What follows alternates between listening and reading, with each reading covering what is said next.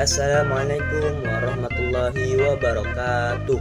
Perkenalkan, nama saya Adlin Arsafin Salam. Berdirinya saya di sini ingin menjelaskan dan membeberkan masa berdirinya Kerajaan Sriwijaya. Nah, Kerajaan Sriwijaya diperkirakan berdiri pada abad ke-7 Masehi, yang dimana dibuktikan dengan penemuan prasasti kedukan bukit pada tahun 682 Masehi. Nah, pendirian kerajaan ini dipimpin oleh Dapunta Hyang Srijaya Nasa yang bertujuan untuk menguasai wilayah-wilayah strategis lainnya untuk perdagangan maritim. Nah, pernyataan ini juga diperkuat dengan beberapa penemuan berupa prasasti.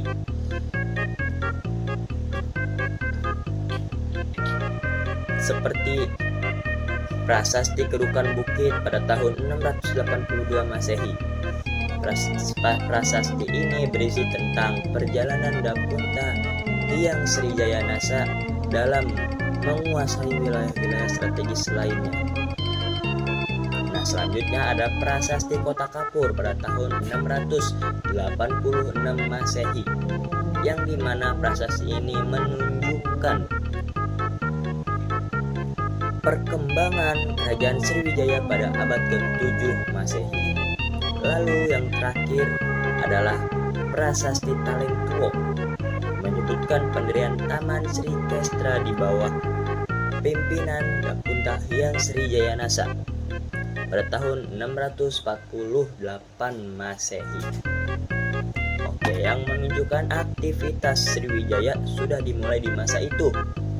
Nah, meskipun prasasti kedukan bukit dianggap sebagai bukti pendirian resmi kerajaan, tetapi ada beberapa prasasti lainnya yang menunjukkan bahwa perkembangan Sriwijaya atau berdirinya Kerajaan Sriwijaya sudah dimulai sebelum abad ke-7 Masehi.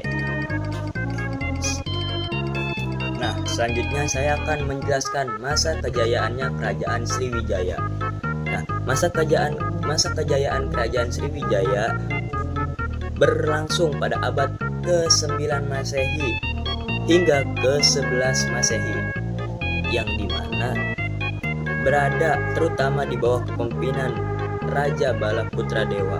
Nah, kejayaan ini ditopang oleh kekuatan maritimnya yang menguasai jalur perdagangan strategis seperti Selat Malaka dan Selat Bangka, menjadikannya pusat perdagangan maritim dan internasional yang ramai dengan pedagang dari berbagai negara. Selain itu, Sriwijaya juga menjadi pusat pendidikan agama, Buddha, dan pusat kebudayaan yang penting di Asia Tenggara.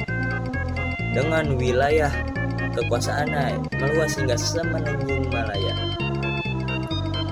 Thailand Selatan, dan Jawa Barat. Memasuki awal abad ke-10, Sriwijaya mencapai puncak kejayaannya dengan menjalin hubungan dagang maritim dengan pedagang Arab, serta mempererat hubungan dengan kerajaan Chola di India Selatan. Berkat lokasinya yang sangat strategis, Sriwijaya mampu membangun teknologi yang sangat maju, yang kompleks dengan memanfaatkan sumber daya maritim, sehingga perlahan-lahan kerajaan ini bertransformasi menjadi ekonomi maritim yang dimana berbasis barang-barang bergengsi, seiring negara tersebut semakin bergantung pada perdagangan yang berkembang pesat di wilayah tersebut. Sekian dari saya. Assalamualaikum warahmatullahi wabarakatuh.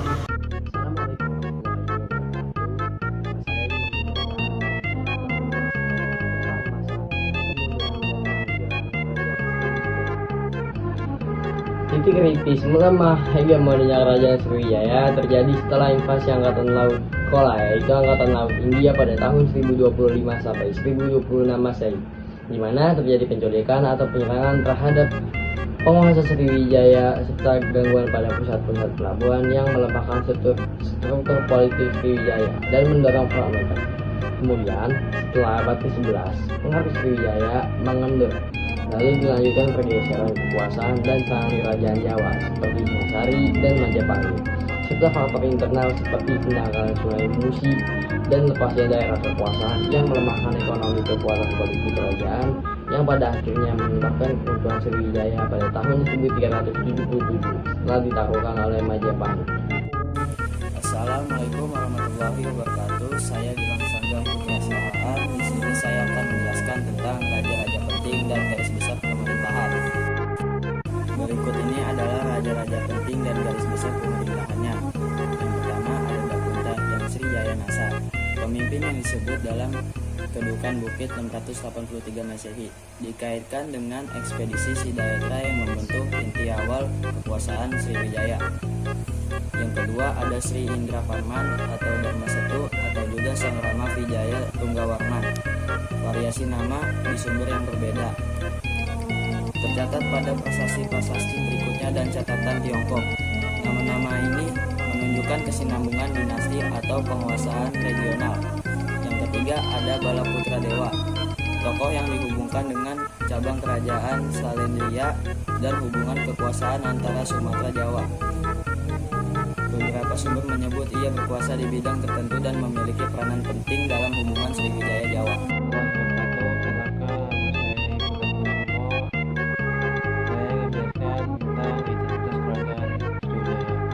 Kerajaan bercorak kuda yang memiliki pengaruh besar di wilayah Indonesia pada awal ke-8 hingga ke-13 Masehi.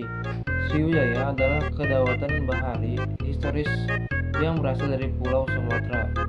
Kehadirannya banyak memberi pengaruh pada perkembangan sejarah Asia Tenggara, terutama dalam kawasan Nusantara Barat. Dalam bahasa Melayu kuno, Sri berarti percaya atau gemilang, dan Wijaya berarti kemenangan atau kejayaan. Dengan demikian, nama Sriwijaya bermakna kemenangan yang hilang gemilang.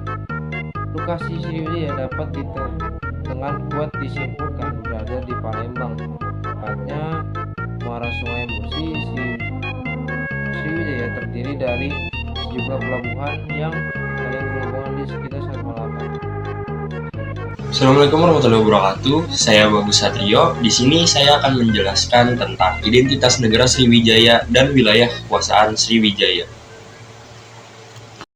Wilayah kerajaan Sriwijaya dapat kita ketahui dari prasasti-prasasti bahwa letak kerajaan Sriwijaya berada di Sumatera bagian selatan. Pengaruh kerajaan Sriwijaya terus meluas mencakup Selat Malaka, Semenanjung Malaya, hingga Laut Jawa. Perluasan wilayah kekuasaan Sriwijaya dimulai di Palembang pada abad ke-7, kemudian meluas ke sebagian besar Sumatera, kemudian meluas ke Jawa, Kepulauan Riau, Bangka Belitung, Singapura, Semenanjung Malaya, Thailand, Kamboja, Vietnam Selatan, Kalimantan, Sarawak, Brunei, Sabah, dan berakhir sebagai Kerajaan Damasraya di Jambi pada abad ke-13.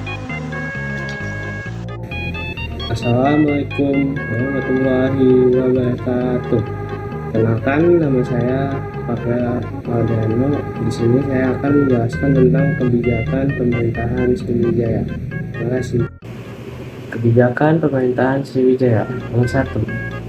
Kontrol perdagangan laut. Sriwijaya mengendalikan pelayanan penting Malaka dan Sunda, sehingga bisa mengenakan pungutan atau toli dan menjadi perantara perdagangan tanpa sutra, berselin, dan sebagainya. 2. Politik Mandala.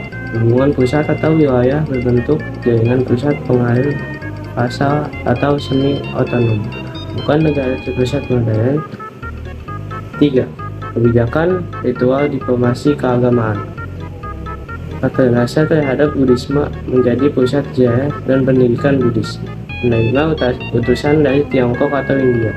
Beberapa prasasti menunjukkan pemberian tanah dan fasilitas umum untuk kesejahteraan rakyat Miss Thailand Tuo.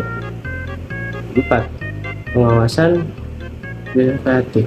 Prasasti seperti Telaga Batu mencantumkan daftar jabatan negara, raja, putra, prestara, bupati, senapati, pelaut, pedagang, dan sebagainya. Dan adanya sumpah atau proses ini menunjukkan struktur jabatan dan upaya menjaga kesetiaan serta keamanan negara pelabuhan. Sekian dari saya, terima kasih.